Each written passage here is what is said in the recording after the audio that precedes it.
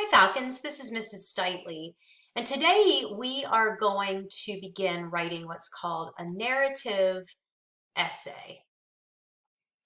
And a narrative essay is a story that tells something about a personal experience, something that's happened to you.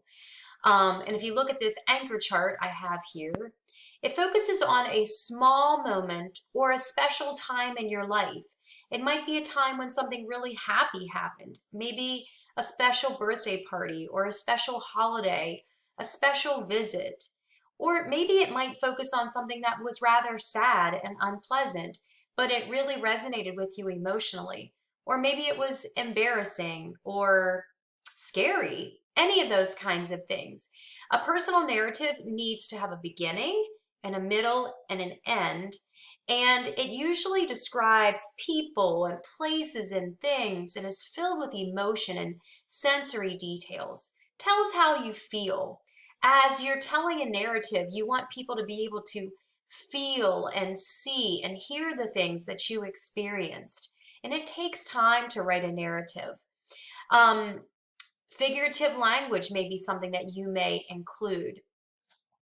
So the question that is going to guide us as we write this narrative, and this is going to take at least a week, actually probably a little bit more, is can I write a narrative essay using sensory details and language, incorporating feeling, and using correct grammar, sentence structure, and spelling to engage a reader? So when you are completely finished with your rough draft, you should be able to answer yes to all of the questions when you're finished. So what you're going to do today, you're not going to choose a topic. You're not going to be writing anything about your own personal experience. Today we're going to be reading what we call a mentor text. It's a really sweet story about a little girl named Trixie, and the book is called Nuffle Bunny.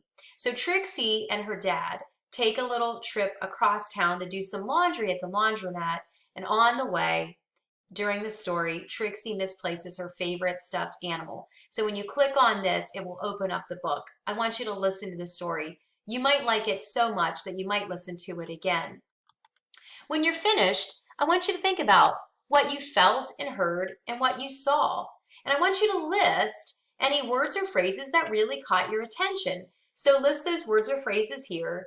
And then I want you to think about how did those words and phrases make you feel? Or what picture did it paint in your mind? I mean, you really can't paint a picture physically in your mind, but what thoughts came to your mind? You might only have one or two things over here, but that's okay. You may need to listen to the story again and click on each of the pages to stop just to think about these things and fill it in. And then, after you finish that, let's summarize the story elements. So here's what we're going to do. This is a graphic organizer, and I have a lot of it filled in for you. In fact, you're going to be using this same graphic organizer to do your own narrative writing. So as you can see at the top, the title of this graphic organizer says Personal Narrative. The story title of the story that we're going to look at just for today is Nuffle Bunny. And then you'll see that there's a story summary, and there are 4 boxes. So what happened? When did it happen? Where did it happen? And who was there? Now I have started this graphic organizer for you. I filled in the story summary.